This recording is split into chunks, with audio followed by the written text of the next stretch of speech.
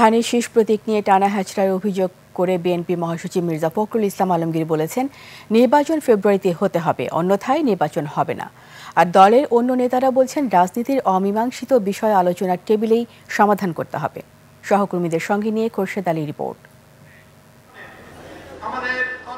৯০-এর স্বৈরাচার বিরোধী আন্দোলনে শহীদ জেহাদের শাহাদত বার্ষিকী উপলক্ষে স্মরণ সভায় যোগ দেন বিএনপির কেন্দ্রীয় নেতারা।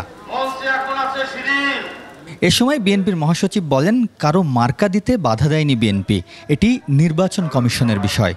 আমরা তো কথা বলি নাই যে তোমাদেরকে এই মার্কা দেওয়া যাবে না, তাহলে অযথা বিএনপি ধানের শীষকে নিয়ে টানাটানি কেন?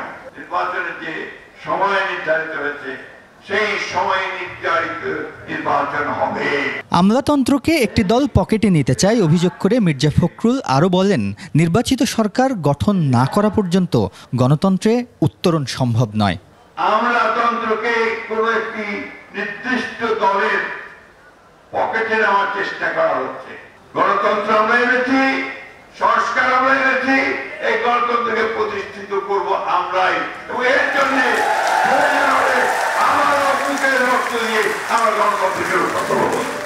একই আলোচনা সভায় বিএনপির জ্যেষ্ঠ নেতারা ৭১, ৯০ ও ২৪-এর আন্দোলন সংগ্রামকে স্মরণ করে বলেন, ইতিহাসে যারাই স্বৈরাচার হয়ে উঠেছে তাদের পতন রাজপথেই হয়েছে।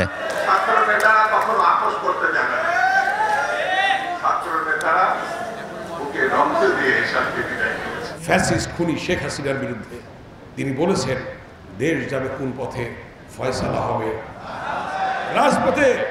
এদিকে শহীদ রাষ্ট্রপতি জিয়াউর রহমানের মাজারে বিএনপির সিনিয়র যুগ্ম মহাসচিব রুহুল কবির রিজভী কথা বলেন ঐকমত্য কমিশন ও জুলাই সনদ বাস্তবায়ন প্রসঙ্গে। রাজনীতির যে কোনো অমীমাংসিত বিষয় মীমাংসা।